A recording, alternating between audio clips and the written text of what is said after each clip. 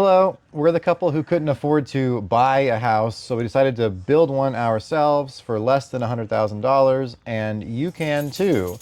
We made a lot of mistakes and things along the way, so we're going to talk about those. That way you don't have to. So, what's going to be on tap for today's episode? So today we are going to start talking about the driveway. So last time we talked about using equipment and big picture things like installing silt fences and cutting trees. And now that we have our trees cut down, we're going to think about how to access the site. So that's going to be the big picture of today's episode. So we're going to start with talking about building the driveway.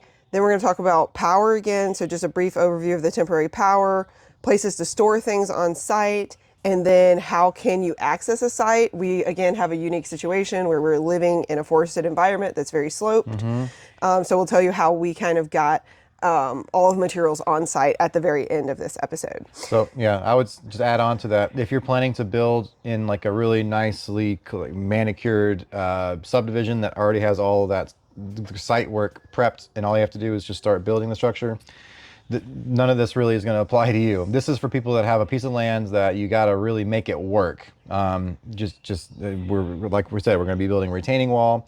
We're going to be filling in gravel and stuff for a driveway. So this is all the nitty gritty for that. Yep. So when it comes to sloped environments and adding a driveway into those sloped environments, you're going to need to build a retaining wall. Yeah, you probably could just grade at a slope and put gravel down, but you're always going to be putting gravel down in that situation. What happens to the gravel? The gravel is going to erode. It's going to erode off of your surface and go down slope no matter what you try. So in order to stop that from happening, you're going to need to build a retaining wall to level your ground at least somewhat, so that you don't have that erosion problems. And so you're going to want to select a nice stone to work as the retaining wall. And there are many options that are out there, and we're going to talk a little bit about some of those options. Yeah, so I mean, other than stone, sometimes you see like timbers being used for retaining walls. Those are definitely going to decay over time, and I would not recommend using those for specifically for like a driveway, especially if you're going to be driving up above where you put the timbers. Sometimes, it could go one way, one of two different ways. Sometimes you might construct a retaining wall to carve out of a hill slope so you have a path for a driveway where you're driving at the base of the retaining wall. And other times, like in our case, we had to build up, and so we're driving on the raised part of the retaining wall.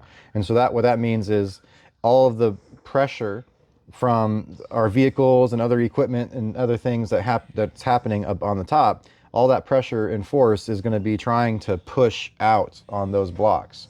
So they have to be extra sturdy and resilient to resist that force. If you were in the first scenario and you have a little bit of land you're trying to cut out and you're driving at the base of the retaining wall, the retaining wall doesn't need to be as strong because it's only holding back just the regular stagnant load of the dirt and water and stuff. You might want to do drainage, depending on how high it is.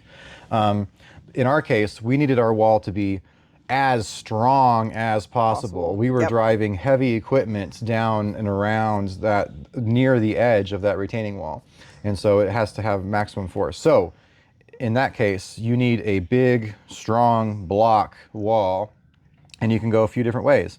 You can pour a wall. You can set up forms, and you can pour a solid wall. You can reinforce it with rebar, and you can have a wide footer base as a cantilever, so that when the force is pressed down on the bottom of that cantilever, the wall won't want to kick out that way.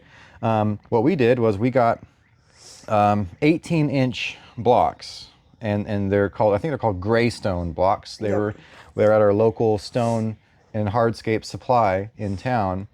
Hollow core blocks. Hollow core, right? Okay, so imagine a regular cinder block, but then like magnify, like blow it up to be bigger, and it has a nice like rough face on the front, and then it has a little lip edge on the bottom to lock it in from each row, and then it's got a hollow core behind that you fill with gravel, and it sits. I think it's 12 inches deep. And they're very heavy. I think they weigh about 50 to 60 pounds each, each, and we and so have and hundreds and hundreds of hundreds of them. them. You're yeah. So we were lifting every single one individually, putting it in place, and often as often it was, especially on that first layer that we did, you have to pick it up, reset, and put it back down because you need those blocks to be perfectly Perfectly level. level. Yep. And from one block to the next block has to be perfectly level. So I guess I might be getting a little ahead of myself, but the first step before you start putting blocks down is etching out where that retaining wall is going to be. Yep. So you need to dig a trench, really. Bigger than your block, so that you Yeah. have room to manipulate it. Right, yeah, you need a little bit wider than the block. It needs to be down deep enough. In our case, I think we went 4 to 6 inches. That way, at least half of that first row of block Is is buried. below grade, Yep. buried. Below grade. That is going to keep the wall in place and prevent it from wanting to bow out. Push out. So rewinding a little bit. So the options that we talked about are you could do wooden timbers. I think that we would definitely highly not recommend them, even if you are putting them up above where you're driving or below, because the people that we know that have houses with those timbers are all having issues with those timbers. Well, they decay over time. No matter what, no matter if it's treated timbers, no matter what, it's going to decay. So if you want to do something that is tried and true, you're going to want to go with a stone. Stone lasts a really long, I wouldn't say forever, but like thousands and thousands of years Yes, probably. we will all be long dead before our stone driveway is deteriorated. So that's an important thing to keep in. Yeah, the timbers can match like an aesthetic, but again, if you're thinking functional, which is what we always think is like getting the most bang for your buck and functionality. Yeah, for real. Then go ahead and buy the stones and do the stones. Because when you set the stones, it's set. Yeah. You don't have to redo it ever. So we actually, in our driveway, we have the lower part of a retaining wall that we're driving on top of and an upper retaining wall that is smaller stones, more of a landscape stone to hold that slope in. And we will show what those differences are. Yeah. The smaller stones are, I think, 4 inches tall, and they're like hexagonal almost. They're only maybe 8 inches wide. Yep. So they probably weigh maybe 20 or 30 pounds per block. They also have a little lip edge on the back, so when you set the wall, they have this locking mechanism, but certainly not the same amount of strength and holding power as the larger 18-inch gray stones. Most definitely. So we put the stronger ones at the base that we knew that was going to be resisting the load from the cars. the cars and stuff on the driveway. And then up above, we had to carve a little bit out, but we're not going to be putting force above them, so they didn't have to be as strong. So we used the smaller blocks for that upper retaining wall where it's just holding back a little bit of the dirt and not holding any heavy load. Yeah, so that's 2 types of blocks we have here, the wooden timbers, the actual poured concrete wall you could have. There are already also prefabricated concrete walls that you could purchase. I looked at them just very briefly, and from what I saw, that they were too expensive for our project and for our taste. That's more commercial scale. Like you see shopping centers and stuff come in, like they bring in these huge panels that are already pre-cast, block or solid concrete walls. Yeah, and then they attach them to an attachment mechanism that is then just shoved into the hill slope until it reaches some bedrock to keep them in place. Oh, yeah. So those are for people that are building on like insane grades. Like our property is very, very, very sloped, but we're talking about like off the side of a rock cliff on a mountain, and you want to have one of those like chalet looks. So that's another option. And then, with all of these options, there are color choices that you can make, right? There's gray, mostly there's grays, there's tans, and there's like a reddish or an orangish color. So you'll have to have in your mind what you want that with. We have both our gray retaining wall blocks that we drive across, and then our like reddish orange color for the upper slope. So there's those options. And if you do things like a concrete wall, you could make it look different, like putting stucco on it or making it look like it's bricks with like a template. If you're mixing concrete, you can buy a concrete like dye Dye. to add in the mix, and it will color the concrete. Yeah. And there's lots of color varieties available out there for that too. Or you can just do it, Basically. or same with the stucco. Yeah. If you want to just do the concrete wall first, and then you can dye the stucco that you can put on after the fact. Yeah. So you can cater it to your taste. Yeah. And I would definitely say, don't try to reinvent the wheel when it comes to a retaining wall, because there are already blocks and methods that are successful. And I was just thinking off the top of my head, like, oh, I guess maybe you could do a cinder block wall, but that's not going to be anywhere near as strong as the hollow core blocks that we put in. The main reason is that the specific retaining wall blocks have a little lip edge on the bottom They of them. set back. And that lip edge locks the top block into the bottom block. And conventional regular cinder blocks just don't have that. They're smooth on the bottom. And so that wall is not going to have as much connection as the retaining wall would. Yeah. Then as far as like, okay, well, how high do I need to go? And, how high can I go? It goes back to the code book. Yeah. Yeah. So in our county, if your retaining wall is higher than 4 feet, you have to have an engineered drawing. So all of our retaining walls are lower than 4 feet. And we were able to manage that and do that throughout the property, even though we are sloped.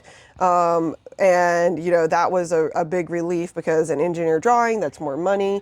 Yeah. So if you can get away, make sure you know your local regulations, right? Know how high a retaining wall can be built, and then plan your driveway or your other pieces around that slope and that restriction, so that you don't have to add that extra expense of getting those engineered drawings.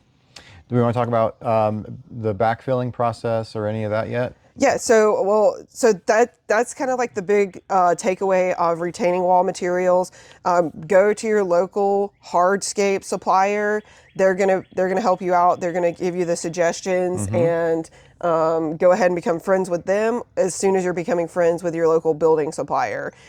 Building suppliers are going to provide the things for the actual structure itself, and your landscape people are going to provide the rock, the hardscapes that you're going to need. Yeah. So you're going to definitely need to go to both places. Okay, so you've selected your retaining wall materials, and you've dug your trench that's wider than the blocks that you're going to put into it. And also deeper than you actually need to set your first block, because you want to set at least 3 inches of gravel base in that trough. That gravel base is going to make it possible for you to level the blocks, and it also provides additional drainage. Yep. So that way there's no ice accumulation and lifting or anything, and the water can get out of there. Which is, you want water to get out. Yes, so we went with the hollow core blocks specifically because they are hollow, meaning that we could fill them up with gravel, and that's going to allow the moisture wicking. So when it They're rains, porous. that The water's blocks going to, the water's going to fall down. It's going to percolate through the gravel in your driveway, and it's going to flow down slope towards your retaining wall. And as it flows down slope, it needs to be able to flow out of your retaining wall. And if you use a hardscape, like even like the smaller landscape bricks, or a structured, like a poured concrete or already prefab concrete. Anything that's solid. Anything that's solid, you're going to have to add extra drainage and drainage pipes in it. Yeah. And so we didn't want to do the pipes through the face of our retaining wall, which is why we specifically selected the one we did, and also stayed within that 4-foot height. If we had gone higher and higher and higher, then you're going to have more of that hydrostatic load behind it, and you're going to have to add more drains into it, even with a wicking wall. So that's really important to remember. So you're going to dig, you're going to figure out where you want your wall to go. You're going to dig your trough wider than it needs to be. Just do it. It's going to help you in the long run. Yeah, you need wiggle room. And deeper, so you can put that, it's called a lift of gravel in there that's going to act as the drain. And also the gravel is going to be a lot easier to level than dirt. Yep. In our episode on tools, we were talking about the tools for constructing a retaining wall. A tamper plate is a very crucial tool in this process. You're going to dig your trench. I compacted the dirt before adding the gravel. So then you compact your trench after you dig it. Then you add the 3 inches of gravel. Then you compact the gravel down and get everything as flat and as on the same plane and compact as possible. That's going to make it much easier and make you only have to do smaller adjustments once you actually start getting the blocks in there. Yep. So then we're actually going to start laying our blocks. And so you want to start at one end of your retaining wall or the other and just work the opposite direction. You don't want to work in like multiple locations at one time, because each of these blocks, even if you have a step up, they're going to have to interlock with each other. Yeah, And so you have to like pick a stationary point. That's where you drop your first block, and then you keep building from there as you move along.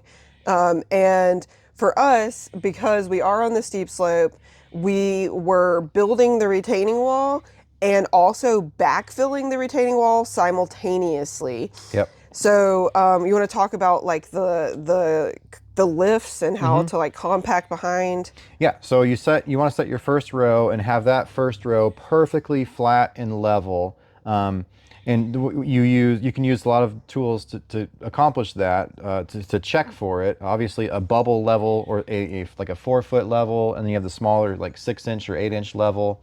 You want to make sure each individual block is level side to side and front to back, and then also a run of blocks, like multiple blocks in a row, are all in plane with each other and level. So you could also use surveying tools that are very sensitive, like a laser level that has a receiver with a meter stick, and then you can check to see if, like, if down the line, is it the same height as you are where your last block is. That way you can dig as you go. So oh, okay, yeah. Tools, lifts. After you get that first block started, you want to start. You fill that immediately with gravel. Have that first row locked in with gravel. That'll prevent it from shifting over time if you're walking around the site. You're probably going to be actually stepping on the blocks too, in all likelihood, just to get around. Set up your second level of block. Try to lock that in with the gravel. You're going to need a screen material, a non-woven. Oh shoot! Is it woven or non-woven? It's a landscaping mesh fabric or mesh. And you want to do one specifically behind your retaining wall. You want to do one that I don't normally advise for synthetics in a landscape, because synthetics are really bad for nature. But one place you want a synthetic, so something that's not going to break down, is this mesh that you put in between the dirt and your retaining wall blocks. And you want something that's synthetic, so some type of like polyester, some type of plastic vinyl, but has it has pore space, so that water can flow through. But the whole point of it is it has very, very, very, very tight pore spaces to keep out the soil particles themselves. So the water can come through the mesh, but the soil particles can't come with the water through the mesh. And that's important, because if without that step, over time, with rain and water passing through, that would carry that sediment into the gravel and into your retaining wall blocks, and it would prevent, it would overall, over time, it would build like this screen that would prevent water from penetrating through the wall. Yeah, and then water would build up. You had that, what you said, hydrostatic pressure would build up, and that might, over time, cause a blowout of the wall. Yeah, and what Nick is describing is that if you think about, if like my coffee cup was full with a bunch of stones, right? There's a lot of air space in all of those stones, and we call that space interstitial spaces. Ooh, and that's specifically the term we call it when we're thinking about a stream. And those interstitial spaces, as long as water is flowing through them, there's no small debris left in them. And that's really good for streams, but we can talk about that in another topic. But, if you don't have this landscape barrier, then all of those interstitial spaces will get filled up with those small soil particles, right? Soil is very, very finite, right? Soil is comprised of a variety of different things: salt, sand, silts, and clays. And depending on what your underlying geology is, if you have things like silts or clays, they're going to be really fine, and they're going to infiltrate those interstitial spaces and literally create a block that no water can move through. And then as it rains, that block is going to build up pressure, and your retaining wall is going to blow out. So hence why we want to put that fabric in between to filter only the water, let the water through and keep the dirt out. It's also a good idea to leave an area of a buffer between the filter fabric and your block. You want to fill that space with more gravel. Yes. That's going to add just an extra layer of drainage, right? Yeah. And you, at the base of your wall, too, even though our wall is permeable, we also decided to add a perforated pipe.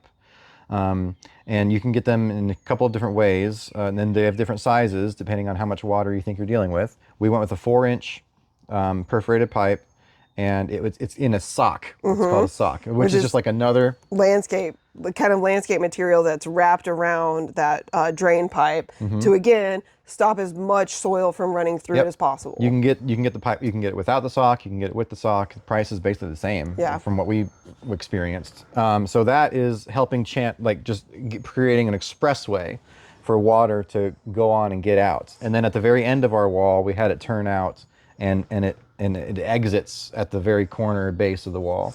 Yeah, so if you think about it from like the perspective of a raindrop, which I love to do, you're a raindrop and you're falling down, you hit the driveway, you're gonna filter through the gravel in the driveway, you're gonna hit the soil layer under the driveway and follow that soil level to the landscape fabric.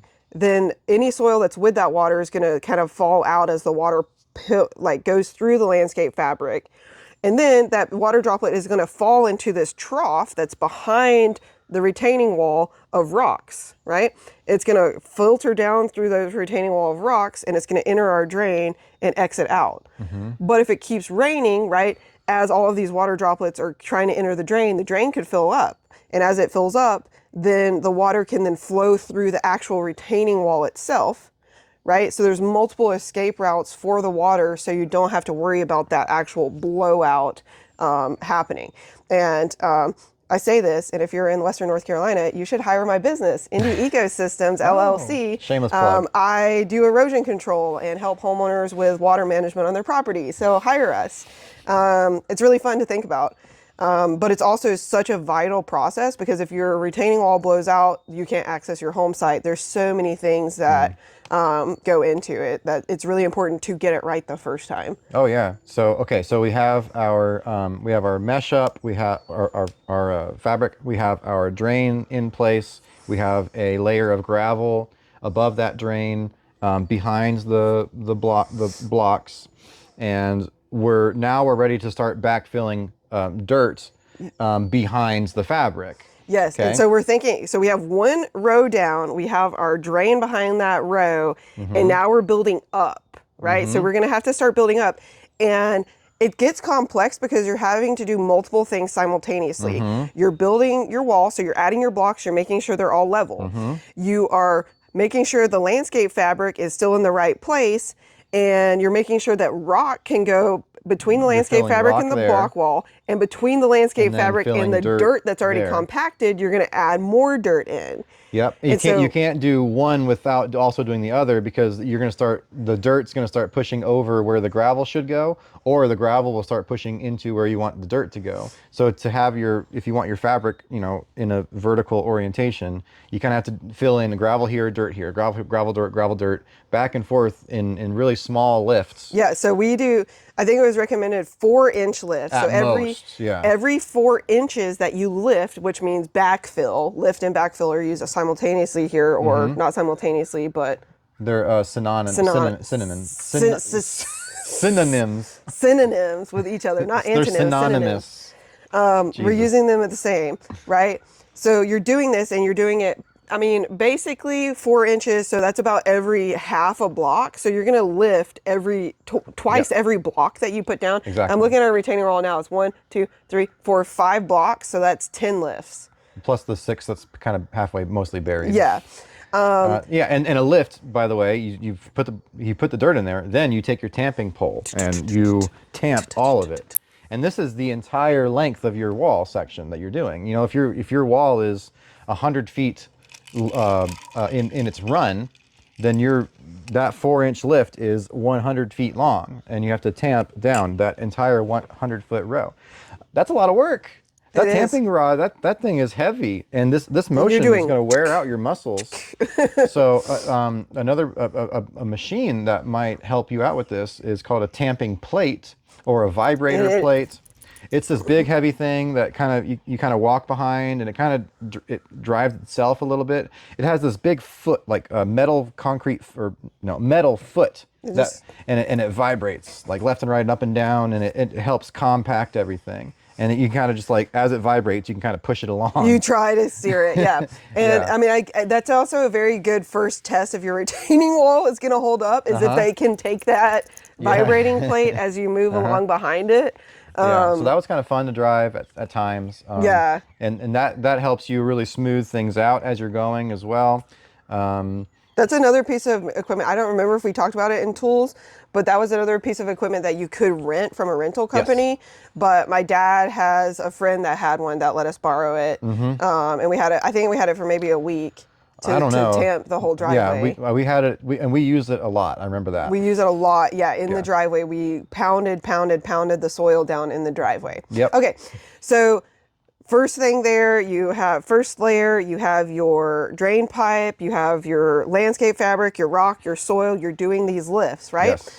But also, you don't have to do these next two steps, but highly, highly, highly recommend while you're doing it that you go ahead and make your driveway permanent. Yeah. So we also added two things. We, when we were building the wall, we added the geogrid to the retaining wall. So tell us about geogrid. Geogrid is a we are not sponsored. No, I think geogrid is like the name, like proprietary name brand of it, but it's like this landscaping mesh. I'm sure it's made of synthetic material. It's like a hash grid. It's flat, and you roll it out, but what it does is I think it's 4 feet wide. You set one end of it sandwiched in between your blocks, and then it goes out into your tamping field. Yep. And so it's squished with all of your tamping in the dirt, and it's squished at the wall, and it acts as an extra cantilever in your retaining wall. So whatever force is applied at the top of your surface above the wall, that force is going to further squish down on this mesh, which is tied into the wall. We're just pulling the wall. It holds everything. It actually adds more resistance to the load with more pressure that you apply. There's a really great demo video of this on YouTube somewhere where this guy was demonstrating it to like at a conference, like a landscaping convention. He like constructed this pillar of sand. He had like a tube and just like pillar of sand, put a cinder block on it, and the sand just collapses. Then he did the same process, but added one little layer of the mesh in the middle, and then put the cinder block on top, and everything held perfectly. He was able to stack multiple cinder blocks on that one pillar of sand, just because it had that extra little mesh in the middle holding everything together. It's incredible. Yeah, and it's very similar process to what I was describing if you get like a prefabbed concrete block wall and you're on a steep slope and they're going to drill through it and put DOT does that. Put like this with giant, highways and stuff. like put like a giant, almost think of like a giant screw into bedrock is essentially the same thing, right? So that is holding, this pressure is holding the wall in place. And when you drive over our driveway, the pressure of your car is helping to allow our wall to resist any kind of giving out, right? I think the wall would be totally fine without that, but we know it's really good because we parked a 10,000-pound camper on top of this retaining wall for 3.5 years, and it held up no problems. 10,000 pounds with the camper empty. Then we added our furniture. Then we added all of our stuff. We lived in it. So it was pretty heavy, and the wall didn't move an inch. Yeah, so in our 5-layer retaining wall, we have 2 layers of that grid. One is towards the middle of the wall, and one is towards the top end of the wall, maybe beneath the last block. Yep. And the GeoGrid will have a schematic. There's like a table diagram. Depending on how tall your wall is, it recommends at which point to put your layers of the grid in. And honestly, it really wasn't that much more expensive. No. Yeah. We're talking maybe a couple $100. Yep. To add that grid in. to have the peace of mind and the assurance that this wall is over constructed. It's Yeah. over engineered to not fail. Yep, most definitely. Okay, so you're just gonna keep making that lasagna. Like, just keep going until you get your wall to 4 foot or less, or where you want it to be, depending on if you buy engineer drawings. Yep. So then at the very top, right, we put another thing in our driveway, which is called geocell. That's right. So I get them mixed You up. can explain the geocell. So geocell is a 3D. So where the grid is just a mesh that's just there. It's just like a flat, like a piece of fabric that you put down. The geocell itself is this 3D. I don't even know really kind of how to describe it. It comes flat packed and you pull it out. Accordion it, right? Yeah, you accordion it and it pulls apart into these cool like diamond shapes, right? And so we put this on, we compacted all of our soil, our retaining wall is done. We put this on top of that soil and we spread it out down our entire driveway and you just staple it in place with some landscape staples. Yeah. And then you have it, they come in different heights. I think we picked like a 2-inch one, or maybe it was 3-inch. I think it was 3. We picked a 3-inch one and you backfill that with your gravel. Yep. So you put the landscape staples in just to hold it open and then you fill it up with gravel. And what that does is, again, the grid itself is permeable, so it has all of these holes throughout. Yep. And so now you have, think about your raindrop. Your raindrop is going to fall down, it's going to get into your gravel, then it's going to flow through that cell, but the cell itself is holding your gravel in place. It helps to lock it in place. So gravel has, like, we use 57 stone, but gravel has different angles on it, right? It's multifaceted, and gravel itself has a good resistivity of flowing away in a decent amount, right? But the cell will help it lock in better so it doesn't flow downhill. So the cell is holding your gravel in place, more resistivity of the gravel, but also acting as another layer for that water droplet to fall down, flow through, get to your retaining wall, go down between your retaining wall and the soil, enter your French drain, and exit out. If you're a boating enthusiast, whether you use like motorboats or kayaks or paddle boats, anything like that, at your local put-in, at the boat launch, you might have some of you might have seen this geocell. Yeah. It's very commonly used in boat launches to hold the silt and gravel and stuff from washing into the water. Yep. As you get in where that launch it actually is. It's actually a pretty cool thing. So it's used a lot. We bought ours from a farm supply site. It's used a lot in farming. It's also can be used on hill slopes. You can put that cell there and fill it up with soil to help stabilize your slope. It has a variety of different uses. So again, geogrid and geocell are two things that we added to our driveway that were not needed. So that is how you build up a driveway in a retaining wall. But I want to rewind a second to when you're about maybe halfway or less of building a retaining wall. For us, we buried our power and our water line in our driveway. Yes. And you need to know where you're going to run those lines.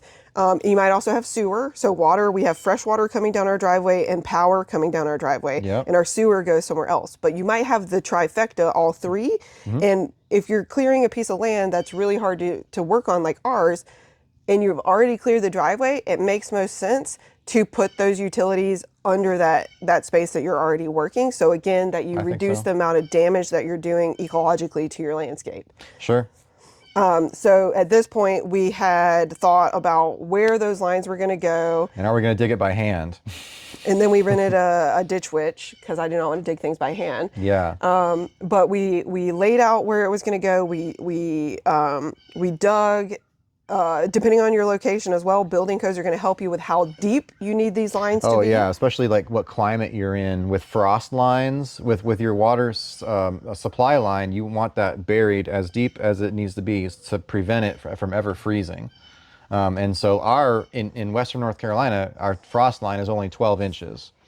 So as long as we're at least 12 inches, is it 12 or 24?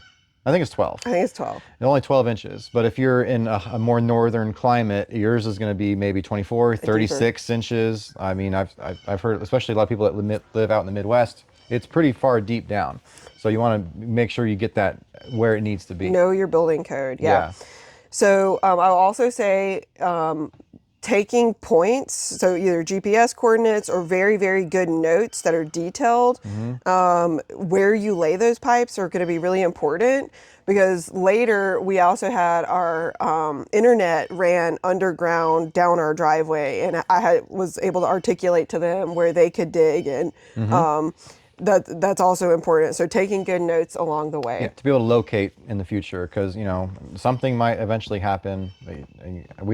I don't know, but you might those at some point maybe those lines have to be serviced or replaced. Yeah, and I will also just say that when it comes to burying utilities anywhere, different utilities need different types of conduit that they run through. Yeah. So again, that's going to be an important thing for you to look into in your code book. So like our electricity is ran through gray. It's gray. It's called referred to as gray pipe. I'm sure there's a more like proper industry name for it, but you get it from the electric supply. I don't know if our big box store has it. Yeah. I got it directly from. We have an electrician supply contractors outlet in town, and so I got all the gray pipe from them to run as conduit for our electric lines. Yep.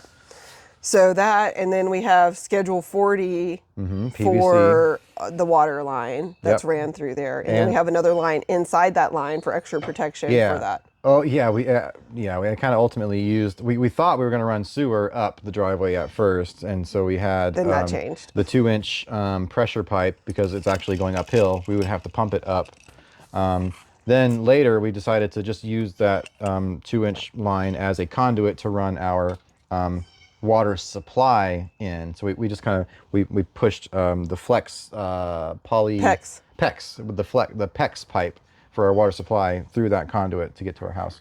So it worked out being pretty convenient. We have water. Yeah. So in this phase with the driveway and sewer lines and stuff, you need to know if you're doing a sewer line, what's the diameter of your pipe supposed to be, and is it scheduled? It has to be scheduled 40. So most sewer lines are 3 or 4 inches, depending on the size of the house and stuff. Yeah. Actually, no, I think it has to be 4 inches. Once it exits the building, if you're going to the public utility or you're going to a septic tank or whatever, 4-inch pipe. So that you need a trencher or a piece of equipment that can dig that wide of a trench and have it, as deep as it needs to be for what your codes allow. Definitely below grade. Okay, so that's lots of things for you to think about. We should create a checklist, a worksheet. So the last thing I want to say is spreading gravel sucks. We spread most of our gravel with buckets and wheelbarrows. Shovels and rakes, and yeah. And then at the end, we had Dad bring the bulldozer. I found pictures of the bulldozer dumping some gravel.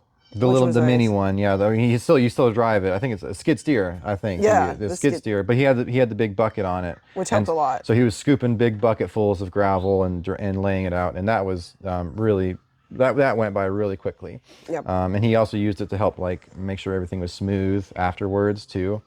So yeah, at that point, especially if your driveway is longer than I'd say 20 or 30 feet, you're definitely going to want some kind of machine to do the work. You'll get it done a lot faster and a lot less strain. You won't break your body doing it. Most definitely. Okay, so we already talked a little bit about temporary power, but in the process of house building, this is when we actually had that electrical contractor come in and install our temporary power. Depending on where that gets installed at your place, you probably will have to have a lot of drop cords to reach your home site. We did. So that's going to be an important thing to get as soon as possible, is to get that electrical on site. So that's all we'll say about that. Also during this process, we thought about how and where are we going to store things. So we built a small storage building, and we also built a greenhouse for me to put all my plants in since they wouldn't all fit in the camper, just to have a place to store. And we could do a whole video on storage buildings because there's lots of stuff out there, and we did not do a great job of building our storage building, and we're Admittedly. going to break it down and build another one that's real. So if you're interested in storage buildings, we can talk about storage buildings in another video. Right. But I think our biggest advice on storage building is get one slightly bigger than you think you need.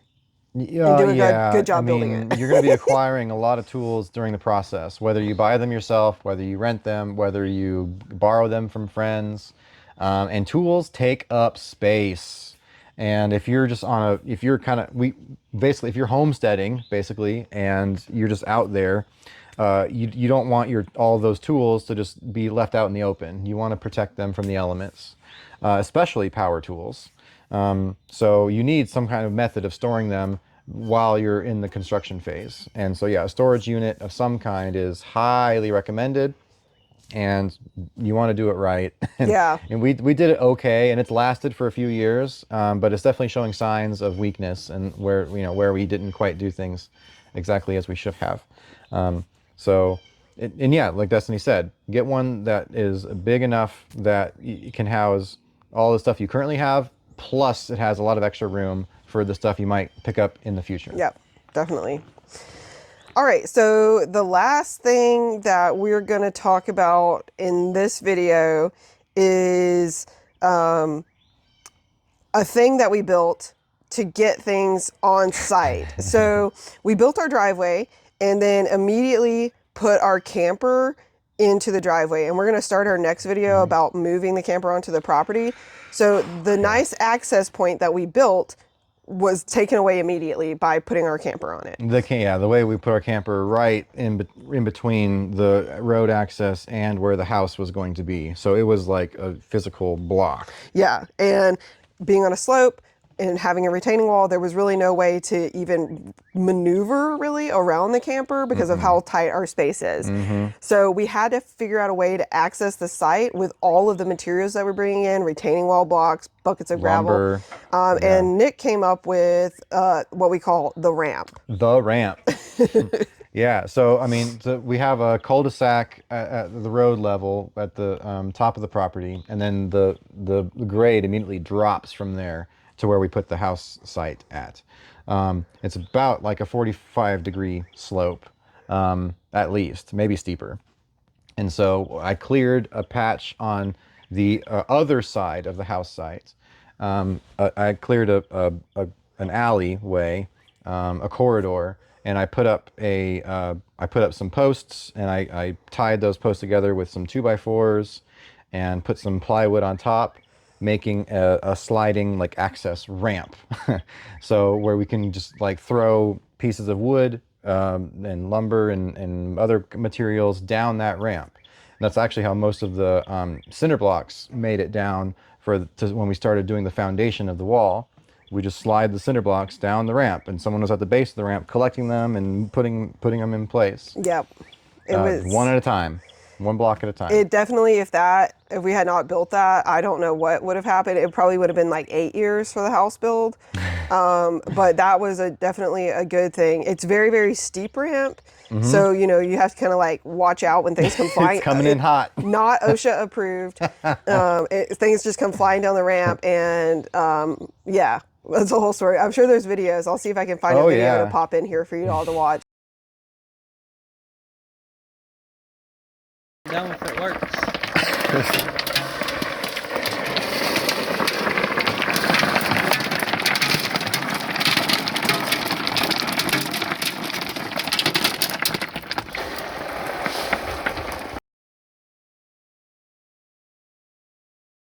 But literally everything, like 98% of everything, came down that ramp. Gravel for the underneath the basement slab. Tons and of gravel. The foundation wall. Literally, like footer, I think we put gravel for the backfilling. We put I think I calculated 16 tons worth of gravel that backfilled between our basement wall and our crawl space.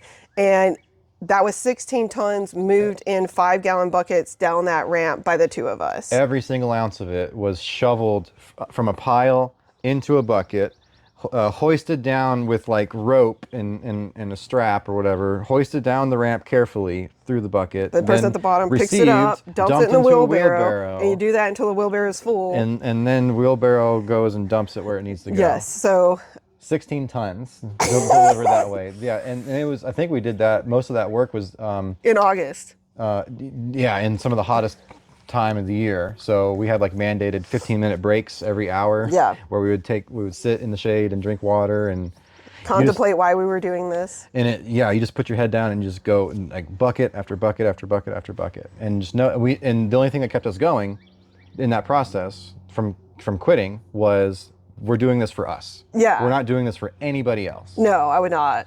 I mean, there's very, very few people on Earth Yeah. that I would do that for. Like this is for our future. Yeah, and so lots of work went into it. But the ramp was definitely, it helped a lot. If we were to do it again, I really, other than leaving our camper on the cul-de-sac where it's currently parked, I don't know how we would really make it work any other way. But I would definitely want to put on a thinking cap on how we could make it a little bit easier so that we wouldn't have to do all of that super hard extra steps, like get your gravel delivered, scoop it into a bucket, take that bucket, dump it into a wheelbarrow, take that wheelbarrow, dump it, right? Like if you could just go from the pile to the wheelbarrow to the site, you cut out a lot of work.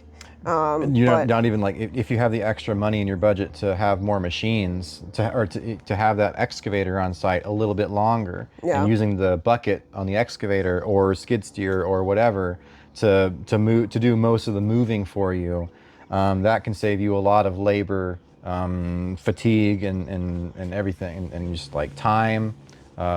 So time is money, money is time. If you can fork out a little extra dough to make the process go faster and easier, you might want to do that. Most definitely. Okay, so that's it for this episode. Our next episode, we're going to talk about 2 things, maybe 3 things a little bit, one we've already kind of talked about, which is moving the camper onto the property, planning and laying pipes for sewer underneath your basement pad. Okay, yeah. And then we're just going to bitch a little bit more, excuse my language, about moving tons of gravel. Because there's a lot of gravel that goes into your building process that you're never going to drive on and you're not even going to see ever again. So we're going to talk all about that in our next episode.